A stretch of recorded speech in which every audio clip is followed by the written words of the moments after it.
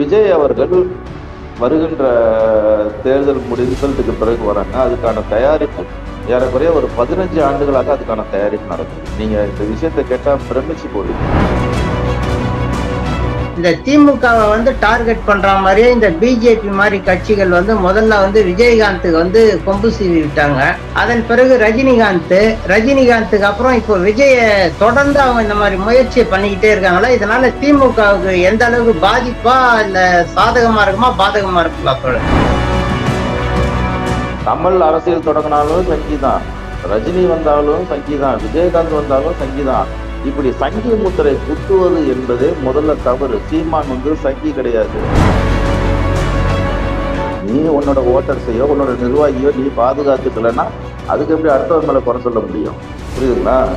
அதனால வந்து வந்தா பாதிப்பு இருக்குமானா பாதிப்பு இருக்கும்.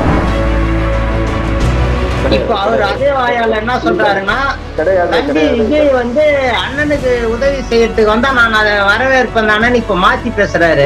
இதை எப்படி எடுத்துக்கிட்டு நம்ம? நீங்க தவறா சொல்றீங்க. எவ்வளவு கஷ்டப்பட்டு ஒரு புண்ணாக்கு வியாபாரம் பண்ணி விவசாயியா இருந்து 1000 ரூபாய் செலவு பண்ணி ஒரு ஆட்சியை விலைக்கு வாங்கி ஒரு கட்சியை நடத்தி அதுக்கு வழக்கு அடைஞ்சி அவன் புலாத உலகாரதெல்லாம் உழுந்து இன்னைக்கு கட்சி கொடி பதவி எல்லாத்தையும் தக்க வச்சு அவன் தயாராகி வரும்போது அவன் பிஜேபியோட ஆளுன்னு சொன்னீங்கன்னா அப்புறம் இதெல்லாம் குசும்பான வார்த்தை தானே. வரவனெல்லாம் பிஜேபி ஆர்எஸ்எஸ் சொல்லிட்டு இவனுக்கு நீங்களே என்ன பண்றீங்கன்னு கேட்டீங்கன்னா ஏற்கனவே பிஜேபிக்கு மார்க்கெட்டிங் பண்ணிக்கிட்டு இருக்கீங்க. நீங்க என்ன நினைக்கிறீங்கன்னா பிஜேபிக்கு எதிரான ஒரு மனநிலையில் இருக்கிறவங்க காட்டிக்கிட்டு பிஜேபியோட பிராண்ட் அம்பாசிடராக எடுத்துக்கீங்க. வாயத்தோட பிஜேபி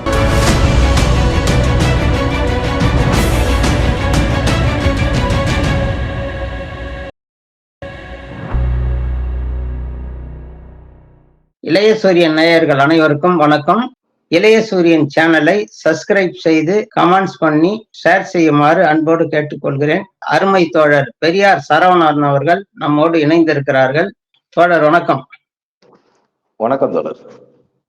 தோழர், இன்னைக்கு பாத்தீங்கன்னா நடிகர் விஜய் வந்து ரசிகர் மன்றமா இருந்து பல்வேறு பணிகளை வந்து அவங்க வெளியில காமிக்காம செய்துகிட்டு வந்தாங்கன்றத நம்ம கேள்விப்படுறோம், பார்த்துக்கிட்டு இருக்கோம்.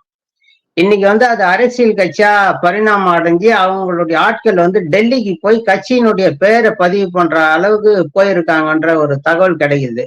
இது சம்பந்தமா உண்மை தன்மை வந்து உங்களுக்கு எப்பவுமே தெரியும். எல்லா விஷயத்தையுமே வந்து ஃபிங்கர் பிரிண்ட்ல வச்சிருப்பீங்க.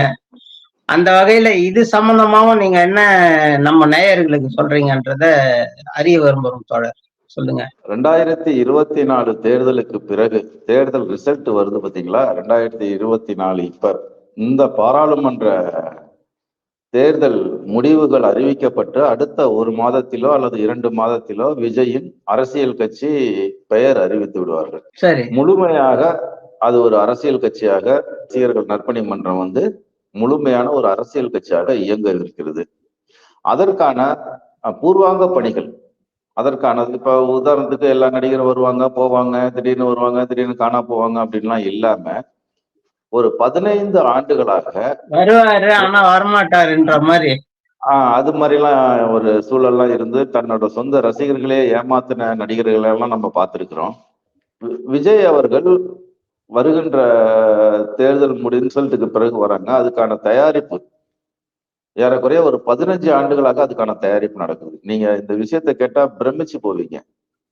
எல்லாரும் என்ன பண்ணுவாங்கன்னா ஒரு நபர்கள் வருவாங்க, அரசியலுக்கு வருவாங்க, வந்தவுடனே அறிவிப்பாங்க, ஒரு கட்சி தொடங்குவாங்க, அப்படியே டிராவல் பண்ணுவாங்க. அது வெற்றி பெறுவார்களா தோல்வி அடைவார்களா அப்படின்றதெல்லாம் இருக்காது. அது ஒரு டிராவல் போயிட்டே இருக்கும். ஆனா இந்த விஜயை பொறுத்தவரையிலும் ஏறக்குறைய 15 ஆண்டுகளுக்கு மேலாக அவர்கள் ஒவ்வொரு கிராஸ் ரூட்லயும் போய் ஒரு அற்புதமான ஒரு கட்டமைப்பை அவங்க வந்து செய்துகிட்டு இருக்கிறாங்க. ரசிகர் மன்றம்ன்றத மாத்தி தலைவர், செயலாளர், பொருளாளர், அப்புறம் வியாபார அணி, இளைஞர் அணி, மகளிர் அணி, இது போன்ற அரசியல் கட்சிகளுக்கான கிளை பிரிவுகள் முதற்கொண்டும் ரொம்ப பக்கா சிஸ்டமேட்டிக்கா துணைநிலை அமைப்புகள், துணைநிலை அமைப்புகள் வந்து ஒரு சிஸ்டமேட்டிக்கா ஒரு முழுமை அடைந்த நிலையில ஒரு 90-95 விழுக்காடு வேலைகளை அவங்க ஆல்ரெடி முடிச்சிட்டாங்க. இதுக்கு அவங்க எடுத்துக்கிட்ட கால அவகாசம் என்பது 15 ஆண்டுகள். அதாவது ஒரு யுத்தத்தை சந்திப்பதற்கு இவங்க என்ன பண்றாங்கன்னு கேட்டீங்கன்னா, அந்த கட்டமைப்புகள்லாம் பூர்த்தி செய்து இன்னைக்கு தேர்தல் கமிஷன்ல பதிவுறதுக்கான அவ்வளவு வேலைகளும் இன்னைக்கு நடந்துகிட்டு இருக்குது. இதுதான் இன்னைக்கு விஜய் பத்தி சொல்லக்கூடிய செய்திகள். ஆனா அரசியல் கட்சிக்கு வர்றதும் வராத இருக்கிறதும் அவங்களுடைய தனி மனித உரிமையை பொறுத்து, அவங்களுடைய சிந்தனையை பொறுத்து, தேவையை பொறுத்து, அதெல்லாம் நம்ம உள்ள போயிட்டு விமர்சனம் பண்ணல. ஆனா ஒவ்வொருத்தரும் பாத்தீங்கன்னா இன்னைக்கு அரசியலை உற்று நோக்கிறவங்க பாத்தீங்கன்னா இந்த திமுகவை வந்து டார்கெட் பண்ற மாதிரியே இந்த பிஜேபி மாதிரி கட்சிகள் வந்து முதல்ல வந்து விஜயகாந்துக்கு வந்து கொம்பு சீவி விட்டாங்க. அதன் பிறகு ரஜினிகாந்துக்கு அப்புறம் இப்போ விஜய தொடர்ந்து அவங்க இந்த மாதிரி முயற்சியை பண்ணிக்கிட்டே இருக்காங்களா? இதனால திமுகவுக்கு எந்த அளவுக்கு பாதிப்பா இல்ல சாதகமா இருக்குமா பாதகமா இருக்குங்களா தோழர் அரசியல்ல பிற்காலத்துல? அது விஜயா இருக்கட்டும் இல்ல அஜய்னு யாராவது ஒருத்தர் அரசியலுக்கு வரட்டும், இவர்களுக்கான வாக்காளர்கள் எங்க இருந்து வருவாங்க? வானத்துல இருந்து குதிக்க மாட்டாங்க. ஆல்ரெடி இருக்கிற கட்சிகள்ல இருந்துதான் அந்த வாக்காளர்களை இவங்க என்ன பண்ணுவாங்க, கெயின் பண்ணுவாங்க. அதுக்கான ஸ்ட்ராட்டஜி அவங்க வந்து பயன்படுத்துவாங்க. இது வந்து யூஸ்வலா நடக்கிறது தான். ஆனால் இந்த அரண்டவாங்கனுக்கு இருண்டதெல்லாம் பேய்ன்ற மாதிரி சீமான் வந்தாலும் சீமானும் சங்கிதான், கமல் அரசியல் தொடங்கினாலும் சங்கிதான், ரஜினி வந்தாலும் சங்கிதான், விஜயகாந்த் வந்தாலும் சங்கிதான். இப்படி சங்கி முத்திரை குத்துவது என்பதே முதல்ல தவறு. சீமான் வந்து சங்கி கிடையாது. இது சங்கியா இல்ல திராவிடர் இயக்க கோட்பாடான்ற அந்த இதுல வரல. இவங்களுடைய ஓட்டை பிரிக்கணும்னு இன்னொரு கட்சி விரும்புது. பிஜேபின்ற கட்சி திமுகன்ற ஓட்டை பிரிக்கணும், அதன் மூலமா தான் வளர்ச்சி அடையணும்னு நினைக்கிறாங்க. அந்த கண்ணோட்டத்துல கேக்குறேன் நான். இல்ல, எனக்கு ஒரு லாஜிக்கலா எனக்கு ஒரு பதில் சொல்லுங்க. இப்ப நானோ இல்ல நீங்களோ நாளைக்கு வந்து திமுக ஓட்ட பிரிச்சிடறோம்னு வச்சுக்கோங்க. பிரிச்சுட்டா பிஜேபி எப்படி பலனடைய முடியும்? பிஜேபிக்கு என்ன இன்ஸ்டிடியூஷனலா ஸ்ட்ரென்த் இருக்குது? அது எப்படி கெயின் பண்ணும்? கரெக்ட், உங்க கேள்வி கரெக்ட். அவங்க வந்து டைரக்டா திமுக கிட்ட மோத முடியாது தமிழ்நாட்டை பொறுத்த வரைக்கும்ன்றதுனால. அதெல்லாம் விடுங்க, நான் அந்த இடத்துக்கு எல்லாம் வரல. நான் கேட்கறது என்னன்னு கேட்டீங்கன்னா, திமுக ஓட்ட பிரிச்சா பிஜேபிக்கு எப்படி லாபம்? இது தொடர்ந்து எல்லாருமே சொல்றதுதான் நானும் கேள்வியா வைக்கிறேன். அது எப்படி லாபம்? எனக்கு என்ன நீங்க அதாவது திமுகவுக்கு ஓட்டு போடக்கூடாதுன்னு நினைக்கிறான் ஒரு வாக்காளன். சரி, திமுகவுக்கு ஓட்டு போடக்கூடாது அப்படின்னும் போது இருங்க வரேன். திமுக ஓட்டு போடணும், அதிமுக ஓட்டு போறான். திமுக ஓட்ட பிரிச்சா அது அதிமுகவுக்கு தான் கெயின் ஆகும். அதிமுகவும் வந்து அது திராவிடர் இயக்கம், அதுக்கும் போடக்கூடாதுன்னு விரும்புறான். அப்ப யாருக்கு போடுவான்? இது நம்ம வந்து கற்பனையா சொல்லிட்டே போவோம். நீங்க கேட்ட கேள்வி ரொம்ப கற்பனைக்கு தான், இதுவும் கற்பனை தான். பார்ப்பனர்களை பொறுத்த வரைக்கும் சாம பேத தாண்ட தண்டோன்ற மாதிரி 4 வகையிலயும் அவங்களுடைய பஞ்ச தந்திரத்தை வந்து கையாளுறாங்க. அதுல ஒரு யுக்தி தானே இது. ஒரு வகையில சீமான விடுறது, இன்னொரு வகையில வந்து விஜய், இந்த மாதிரி வந்து பல்வேறு பரிணாமமா தானே வராங்க திமுக ஓட்ட பிரிக்கிறதுக்குன்னு கேக்குறேன். அததான் சொல்றேன். இது அரண்டவங்கனுக்கு இருண்டதெல்லாம் பேயின்ற மாதிரி யாரு அரசியலுக்கு வந்தாலும் நாளைக்கு குப்பம் வருவான், சுப்பம் வருவான், முனியா வருவான், தொப்புலாம் வருவான், அஜய்னு ஒருத்தன் வருவான். எவன் வந்தாலும் அவன் திமுக ஓட்ட தான் பிரிக்க போறானா? அவன் சர்வேல் பண்ணிக்கிறதுக்கு என்ன பண்ண போறான்? இதுதான் நம்ம பேச வேண்டியது. இப்ப நான் தப்பா எடுத்துக்கணும்னா நான் ஒரு விஷயம் சொல்லிட்டு கேட்டுங்களா? இல்ல சொல்லுங்க. தெளிவுபடுத்தணும்ன்றதுதான் என்னுடைய நோக்கம், வேற ஒண்ணும் இல்ல. இப்ப ஒருத்தன் பொண்டாட்டி ஓடி போயிட்டான், புரியுதுங்களா? பொண்டாட்டி மேல குறை சொல்லுவீங்களா இல்ல புருஷன் மேல குறை சொல்லுவீங்களா? புருஷனுக்கு ஓடி போனதுல பங்கே கிடையாதா? அவ ஓடிட்டான்னு சொல்லிட்டே இருக்கிறதுல என்ன பையனு? திமுக அப்ப திமுகல இருந்து ஓட்டர்ஸ் எல்லாம் போறாங்கன்னா அப்ப திமுக தான் குற்றவாளி. அவன் பொண்டாட்டியா ஒழுங்கா அவன் ஓட்டர்ஸை ஒழுங்கா அவன் பாதுகாத்துருந்தானா அவன் ஏன் போறான்? புரியுதுங்களா விஷயம்? அதனால வந்து யாரா இருந்தாலும் வந்தாங்கன்னா எல்லா கட்சி ஓட்டையும் தான் காலி பண்ணுவாங்க. இப்ப விஜய் அரசியலுக்கு வந்தால் அது எல்லாத்துக்குமான பாதிப்பா தான் இருக்கும் ஒழிய திமுகவுக்கு ஒருவேளை கூடுதல் பாதிப்பு ஏற்பட்டதுன்னா அது திமுகவோட பிரச்சனை. தீதும் நன்றும் பிறர் தர வாரா அப்படின்னு ஒருத்தர் சொல்லிட்டு போனாங்கல்ல, அது யாரால? நீ உன்னோட ஓட்டர்ஸையோ உன்னோட நிர்வாகியோ நீ பாதுகாத்துக்கலன்னா அதுக்கு எப்படி அடுத்தவங்க மேல குறை சொல்ல முடியும்? புரியுதுங்களா? அதனால வந்து வந்தா பாதிப்பு இருக்குமானா பாதிப்பு இருக்கும். பெரிய அளவுல வந்து ஒரு ஓட்டை கெயின் பண்ணுவாங்கன்னா மிகப்பெரிய அளவுல ஓட்டை யாருமே கற்பனை கேட்டாத அளவுக்கு அவங்க வந்து ஒரு பெரிய ஓட்டை கெயின் பண்ண போறாங்க. இதெல்லாம் நடக்கதான் போகுது, நடக்கதான் செய்யும். இன்னைக்கு வேணா நீங்க அதை குறிச்சு வச்சுக்கோங்க. நான் சொல்றது எந்த வகையில அப்படி கருதுறீங்க தொடர்? எந்த வகையில அப்படி சொல்ல வரீங்க? அதனாலதான் சொன்னேன், எல்லா நடிகர்களும் எல்லா கட்சி தொடங்கக்கூடியவங்களும் முதல்ல வந்து என்ன பண்ணுவாங்கன்னு கேட்டீங்கன்னா, சிவாஜி கணேசன்ல இருந்து இன்னைக்கு இருக்கக்கூடிய சரத்குமார் வரையிலும் யாரெல்லாம் அரசியலுக்கு வந்திருக்கிறாங்க, சினிமா ஃபீல்டு இல்லாம யாரெல்லாம் வந்திருக்கிறாங்க, இவர்கள் ஏன் இங்க நிலை பெறவில்லை? இவங்க எங்கெங்கெல்லாம் கோட்டை விட்டாங்க, இவ்வளவும் அலசி ஆராய்ஞ்சு ஏறக்குறைய 15 ஆண்டுகளாக மிக துல்லியமாக திட்டமிட்டு ஒரு போர்ஸ் வெளியில வருது. அப்படி வரும்போது அது ஒரு பாதிப்பை ஏற்படுத்துமானா கண்டிப்பா எல்லாரோட ஓட்டுகளையும் அது கைய வைக்கும். ஏன்னா வாக்காளர் வானத்துல இருந்து எவனும் வரல, எல்லா வாக்காளர்களுமே கட்சிகளுக்குள்ளதான் இருக்கிறாங்க. இன்டர்நேஷனல் பிராண்ட் அது. விஜய்ன்றது இன்டர்நேஷனல், உலகத்துல 3வது பெரிய மாஸ் கல்ட் பிராண்டு, ஆசியாவுல நம்பர் 1 பிராண்டு, இந்தியாவுல நம்பர் 1 பிராண்டு, இந்தியாவுல அதிக ஃபாலோவர்ஸை கொண்ட ஒரு நடிகர். அவரு மிக அதிகமான ஃபாலோவர்ஸ் யாருக்கு இருக்கிறா? இன்னைக்கு விஜய்க்கு இருக்கிறாரு. அப்ப விஜய் தான் இன்னைக்கு வந்து இந்த ரசிகர்களை அவர் என்ன பண்றாருன்னு கேட்டீங்கன்னா, அவர் பொலிட்டிகலைஸ் பண்றாரு, நிர்வாக ரீதியா கட்டமைக்கிறாரு. இத 15 ஆண்டுகளா செய்யறாரு. 15 ஆண்டுகளுக்கு பிறகு வருகின்ற, அதாவது மே மாசமா இருக்கலாம் அல்லது ஜூன் மாசமா இருக்கலாம், ஜூன் கடைசிக்குள்ள விஜயோட கட்சி இங்க ஒரு பெரிய ஒரு அறிவிப்போட ஒரு பிரம்மாண்டமா ஒரு விஸ்வரூபம் எடுத்து இங்க நிற்கும். சரி, இப்போ நீங்க சொல்ற மாதிரி வந்து 15 வருஷமா கட்டமைப்பு ரொம்ப ஸ்ட்ராங்கா இருக்குது, பேஸ் மட்டம் வந்து ரொம்ப ஸ்ட்ராங்கா இருக்குன்னு சொல்றீங்க. கட்டமைப்பு ஸ்ட்ராங்கா இருந்ததுன்றதுனாலே அவர் வெற்றி பெறுவாருன்னு எதை வச்சு சொல்றீங்க? நான் வெற்றி பெறுவாருன்னு உங்களுக்கு சொல்லவே இல்லையே. வரப்போறாரு, எல்லா கட்சிகளுக்கு இடையிலும் ஒரு மிகப்பெரிய ஒரு பாதிப்பு அவர் ஏற்படுத்த போறாரு. விஜய் வரப்போறாரா? பாதிப்புனாலே அது இன்னொரு பொருள் வெற்றி தானே. பாதிப்புன்னும் போது ஒருத்தன் தோத்தா அவனுக்கு தானே பாதிப்பு, தோல்வி அடைகிறவனுக்கு பாதிப்பு. அப்ப என்ன பண்ண போறாங்க? திமுக அதிமுக யாரோ ஒருத்தர் தோக்க போறாங்க, நடுவுல இருந்து எல்லா ஓட்டையும் இவர் கெயின் பண்ண போறாரு, வெற்றி பெறுவதற்கான ஓட்டை இவர் கெயின் பண்ண போறாரு. நான் மறுபடியும் சொல்றேன், இவர் வந்து வெற்றி பெறுவாரா, இவர் ஒரு நீண்ட காலத்துக்கு இந்த அரசியல்ல நிக்க போறாரா, அதெல்லாம் ஏன் பிரச்சனையும் இல்ல, நான் ஆருடனும் அல்ல. ஆனா நீங்க கேட்ட ஒரு கேள்வி என்னன்னு கேட்டீங்கன்னா, விஜய் அரசியலுக்கு வர போறாரா, வந்தா என்ன விளைவு ஏற்படும்? வரப்போறாரு, அதற்கான ஒரு தயாரிப்புகள் இருக்கு. வந்தா ஒரு எல்லாரோட ஓட்டு வங்கியிலும் மிகப்பெரிய ஒரு சரிவை ஏற்படுத்துவார். ஆமா, ஏற்படுத்துவார். புரியுதுங்களா? அவர் வந்து இதனாலேயே வந்து வெற்றி பெற்றுவாரா அப்படின்றதெல்லாம் நம்ம முடிவு பண்ண முடியாது.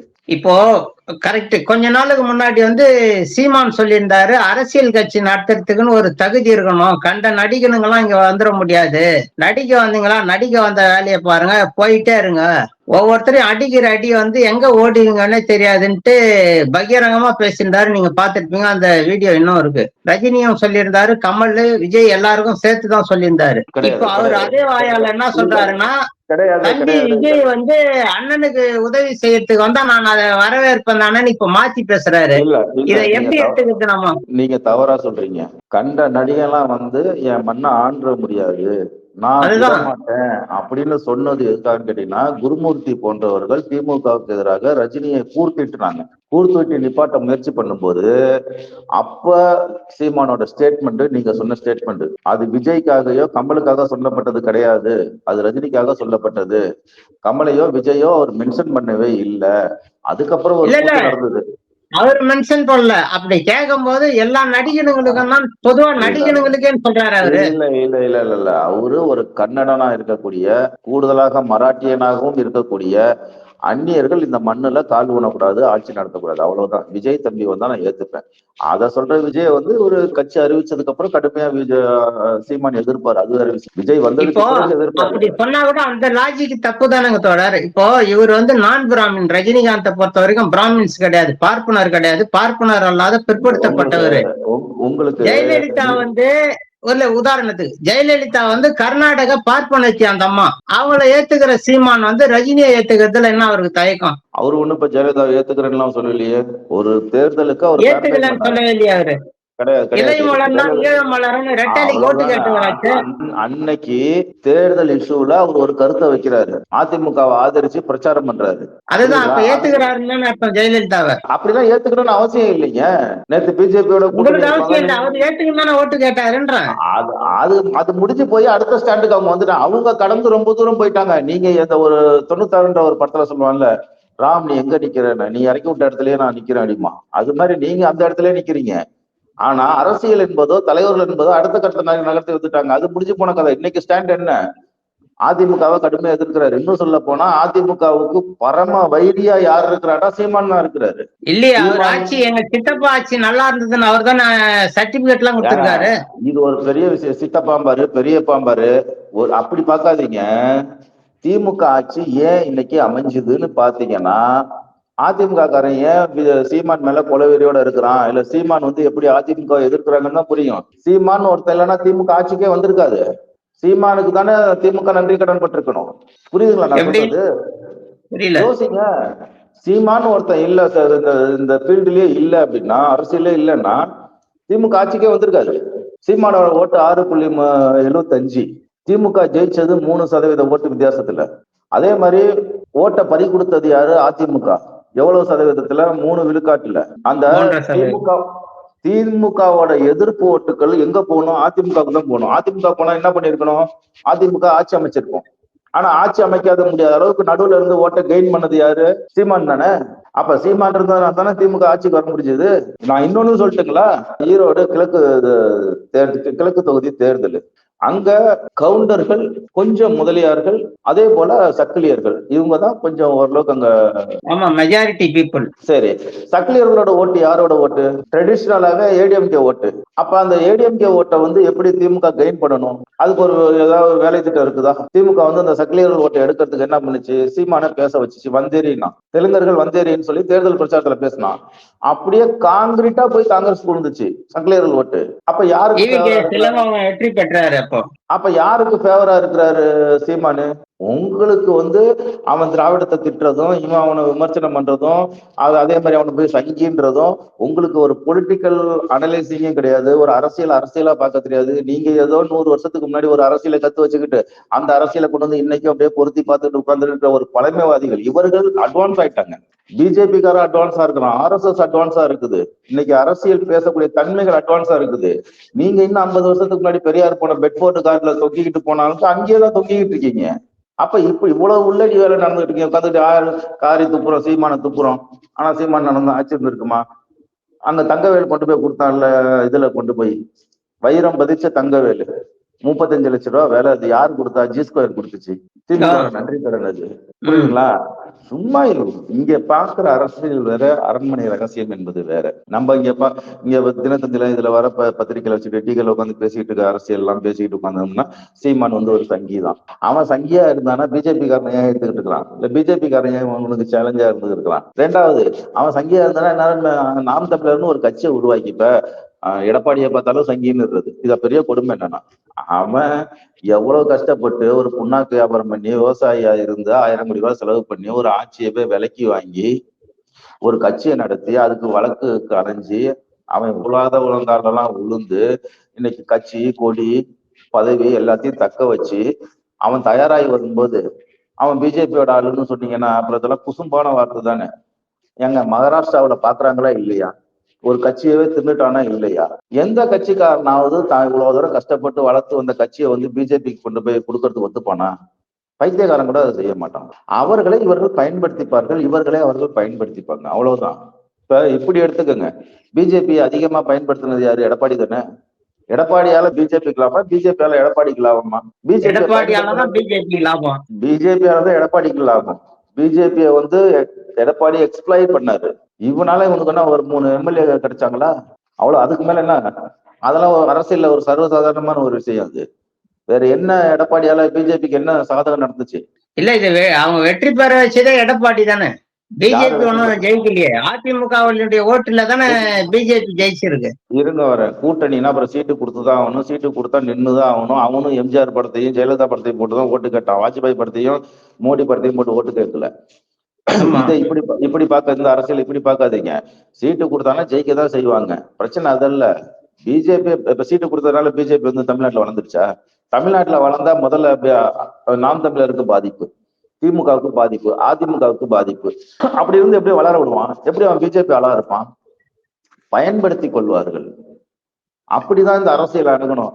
வரவனெல்லாம் பிஜேபி RSS சொல்லிட்டு இவனுங்க நீங்களே என்ன பண்றீங்கன்னு கேட்டீங்கன்னா, இங்க கூட பிஜேபிக்கு மார்க்கெட்டிங் பண்ணிட்டு இருக்கீங்க. நீங்க என்ன நினைக்கிறீங்கன்னா, பிஜேபிக்கு எதிரான ஒரு மனநிலையில் இருக்கிறவங்கன்னு காட்டிக்கிட்டு பிஜேபியோட பிராண்ட் அம்பாசிடராக இருக்கீங்க. வாய திறந்தா பிஜேபி. அவன் 3% மேல முக்கி பார்த்தாலும் வராது. ஏன் அவ்வளவு ஹைப்பு கொடுக்குறீங்க? இந்த திமுக காரன் போய் பிஜேபி எடுத்து அரசியல் பண்ணிட்டு இருக்காம பாருங்க. அது மாதிரி இது தேவையா நமக்கு? நமக்கு அதிமுக எதிர்க்கணும், அதிமுக திமுக எதிர்க்கணும். இந்த இறைச்சல்ல 3வது சத்தம் கேட்காது. நான் பெரிய வீராதி வீரம்பத்தியா வீரபத்திரம் பேரம்பத்தியான்னு மோடியை போய் உரண்டை இழுத்தா எதுக்கு அது? பிஜேபிக்கு எடப்பாடி விரிக்கிறது. சீமானை வீழ்த்துவதற்கு உங்ககிட்ட அரசியல் இல்லைன்னு சொல்லுங்க. எடப்பாடியை வீழ்த்துவதற்கு உங்ககிட்ட அரசியல் கிடையாதுன்னு சொல்லுங்க. அரசியலற்ற நீங்க எல்லாம் என்ன பண்றீங்க?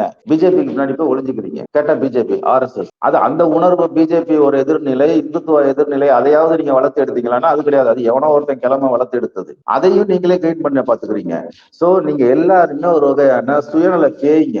உங்களோட லாபத்துக்காக நீங்க இங்க ஆட்சியில இருக்கிறதுக்காக நீங்க 5 லட்சம் கோடி ரூபாய் சம்பாரிச்சு இன்னும் ஒரு 10 தேர்தலை 2 தேர்தலை எதிர்கொள்வதற்காக போய் பிஜேபி அவனையும் வளர்த்து விட்டா மாதிரி ஆயிடுது. இருக்கிறவனையும் என்ன பண்றது? இப்ப எடப்பாடி அவரு பிஜேபிக்கு போயிடுவாருங்க, அவன் சொன்னா நான் போயிடுவேன்னு சொன்னான். அந்த அவனே போகலன்னு வந்துட்டான். இல்ல அப்புறம் நீ எதுக்கு பிடிச்சி தள்ளி விட்டுக்கிட்டு இருக்க? எதிரிக்கு துணை தேடி விடலையா? இது ஒரு கேவலமான அரசியலுங்க. இந்த அரசியலே தவறுங்க. அவன் தான் வந்துட்டானே. தமிழ்நாட்டுல இருக்கிற அத்தனை கட்சி தலைவரும் எடப்பாடிக்கு மாலை போட்டு வாரி அணைச்சு முத்தம் பெற்றுக்கணுங்க. தலையில தூக்கி வச்சு கொண்டாடி இருக்கணுங்க. பிஜேபி அனாதையா இருக்கிறது யாரு? அதிமுக தானே, எடப்பாடி தானே. அவனை நீங்க கொண்டாடணுமா இல்லையா? நாளைக்கு போயிடுவாருங்க, நாளானைக்கு போயிடுவாருங்க அவரோட பி டீம்னு சொல்லிட்டு மறுபடியும் வந்தவனை போய் மறுபடியும் வரட்டி விட்டா என்ன அர்த்தம்? இது என்ன மாதிரி நீங்க அரசியல்? சொன்ன மாதிரி அவர் வந்திருந்தா மகிழ்ச்சி அடையக்கூடிய ஆள் நம்ம தானே. அவர் வந்துட்டேன்னு சொல்றாங்களே தவிர செயல்ல இல்ல காட்டணும். செயல்ல அவங்களுடைய திட்டத்தை வரவேற்கிறாங்களே தவிர இவங்க முந்த நேற்றுக்கு ஜெயக்குமார் சொல்லியிருக்காரு, இவங்களால வந்து தமிழ்நாட்டினுடைய உரிமைகளை நாங்கெல்லாம் நிறைய பலி கொடுத்திருக்கிறோம், இந்த பிஜேபிக்காக நன்றி கேட்டவங்க மட்டும் ஜெயக்குமார் பேசுறாரு. அததாங்க வந்துட்டான். இல்லைங்க, பலி கொடுத்தீங்க. தமிழக அரசு உத்தியோகங்கள் எல்லாமே 10 ஆண்டுகள் அவங்களை விமர்சனமே பண்ணலையே சார். வந்துட்டு விமர்சனம் பண்ணணும்ல. நாங்க விமர்சனம் பண்ண வேணாம்னு சொல்லிட்டோம் கட்சிக்காரங்களுக்கு. அப்படின்னா இது எங்க போய் முடியாது? இததான் நான் முதல்லயே உங்களுக்கு சொன்னேன். நானு நீங்க ஒரு அரசியலை வச்சுக்கிட்டு என் அரசியலை நீங்க பேசணும்னு சொல்றதே தவறு. இல்ல இல்ல, வெளியில நாம வர சொல்லல சார். வெளியில வந்து அவங்க தானே நாங்க வெளியில வந்துட்டோம் விமர்சனம் பண்ணணும்ல. இந்த காரணத்துக்காக வந்தோம், காரணமே சொல்லவே இல்லையா? அவங்க எந்த காரணத்துக்காக வந்தேன்னு சொல்லவே இல்லையா இந்த நிமிஷம் வரைக்கும். அததான் சொல்றேன். நீங்க ஒரு டிராப்ட கொடுத்து எடப்பாடியை படியான்னு சொல்றீங்க. எனக்கு தெரியும், நான் வெளியில வந்தேன்ல, எப்படி ஸ்லோவா லேண்ட் ஆகணும்னு எனக்கு தெரியும். அவரு எவ்வளவு எடப்பாடி சொல்லலையே. அதெல்லாம் ஸ்லோவா தான் லேண்ட் ஆவாங்க. தொடர்ந்து அவங்களோட கிராஸ் ரூட் லெவல்ல சண்டை போட்டுக்கிட்டு தான் இருக்கிறாங்க. எடப்பாடி பேசல, அதுக்கு அடுத்த நிலையில இருக்கவங்க பேசல, அவ்வளவுதான். மற்றபடி கிராஸ் ரூட்ல வந்து பிஜேபிக்கும் அதிமுகமான கடுமையான போட்டி போயிட்டு தான் இருக்குது. இன்னும் சொல்ல போனா அதிமுக மதுரையில ஒருத்தன் பிஜேபிக்காரன் மண்டையை உடைச்சிட்டான், அது வழக்காய் நிக்குது. அதெல்லாம் கிராஸ் ரூட்ல நடந்துட்டு தான் இருக்குது. ஆனா நீங்க பேச வேண்டிய அரசியலை எடப்பாடியும் பேசணும்னு நினைக்கிறது. அவரு எவ்வளவு நெருக்கடியில இருந்து வெளியில வந்திருப்பாரு. அவருக்கும் ஐடி பயம் இருக்கும்ல, அவருக்கும் பிஜேபியை பத்தின அச்சம் இருக்கும்ல. அப்ப அது ஸ்லோவா தான் லேண்ட் ஆவாரு. அவன் என்ன நினைப்பான்? நாளைக்கு அதிமுகவோட கூட்டணி வச்சுக்கலாம்னு சொல்லி அவன் இவனை எதிர்க்காம இருப்பான். புரியுதுங்களா? இது ஒரு பொலிட்டிக்கல் டிப்ளமசி. எடப்பாடி நம்மளை திட்டல, எடப்பாடி நம்மளை விமர்சிக்கல. அதனால ஒருவேளை நாளைக்கு கூட்டணி கூட நம்ம வைக்கலாம்னு பிஜேபி காரங்க கூட ஒரு நப்பாசையில இருக்கலாம்ல. அப்படி நாக்குல இவங்க ரைடு வராம இருக்கட்டும்ன்றதுனால இவங்க நினைக்கலாம், இவங்க அப்படி நினைக்கலாம். ரைடு வராம இருக்கலாம், வழக்கு இல்லாம பார்க்கலாம். ரெட்டலை வந்து இன்னைக்கு வழக்குல இருக்குது, நாளைக்கு கட்சி போயிடும். இதை புடுங்கிறதுக்கு காத்துக்கிட்டு இங்க ஓபிஎஸ் இருக்கிறாரு, அந்த சசிகலா இருக்குது, இந்த பக்கம் தினகரன் இருக்குது. இவ்வளவு சூழலுக்குள்ள ஒரு சர்வேல் பண்ணணும். இதையெல்லாம் யோசிக்காம நீங்க ஒரு டிராப்ட வச்சுக்கிட்டு இந்த டிராப்ட ஏன் ஒரு படிக்கல, ஏன் இப்படி சொல்லல அப்படின்னா, கட்சி நடத்துறவனுக்கு தெரியும்ல எந்த சொந்தல பூந்தா எப்படி வர முடியும், எது சேஃப் சைடான ஒரு பிளே அப்படி எதுன்றது தெரியல. இதுதான் அவங்க அந்தந்த இடத்துல இருந்துகிட்டு எவ்வளவு சேஃபா இன்னைக்கு ஒருத்தரை வந்து விலைக்கு வச்சு இன்னைக்கு ஒட்டுமொத்த பிஜேபி அனாதை ஆக்கிட்டாங்க. மேற்கொண்டு உண்மையிலேயே போட்டுமுங்க, பிஜேபிக்கு தான் எடப்பாடி போட்டுமுங்க. போனானா அது யாருக்கு தோல்வி? இங்க இருக்க தலைவனுக்கு தானே தோல்வி. அப்ப என்ன பண்ணணும்? இங்க இருக்கவெல்லாம் போய் அவனை மாலைகளை போட்டு அவனை தூக்கி வச்சு கொண்டாடி இருந்தா, அதை செய்ய தவறிட்டீங்கல்ல. வந்துட்டவன அவனை ஆனா யார் செஞ்சது? ஏன் முயற்சியில போய் புதுக்கோட்டை ஷெரீஃப், இன்னைக்கு தகரான் பாகவி, தடா அப்துல் ரஹீம் இவங்க எல்லாம் பார்க்க வச்சேன். நான் போங்க முதல்ல போய் பாருங்க, போய் ஒரு சால்வையை போடுங்கன்னு சொல்லி நான் தான் புதுக்கோட்டை ஷெரீஃபை போய் பார்க்க வச்சேன். ஏன் சிறுபான்மையை சப்போர்ட் நம்ம தான் பேசணும், நம்ம தான் அனுப்பணும். அப்ப இதையெல்லாம் நான் வெளியில இருந்து இப்படி ஒரு லாபி எல்லாம் நம்ம உட்காந்து பண்ணிக்கிட்டு இருக்கிறதுனாலதான் இங்க ஒரு அதிமுக திமுக ஒரு பலமா இருக்கிறவர்களும் தான், வேற எவனும் உள்ள நுழைய முடியாது. நீங்க அதிமுக பலகீனம் ஆயிட்டாலும் திமுக பலகீனம் ஆயிட்டாலும் இந்த தேசத்துக்கு கேடு.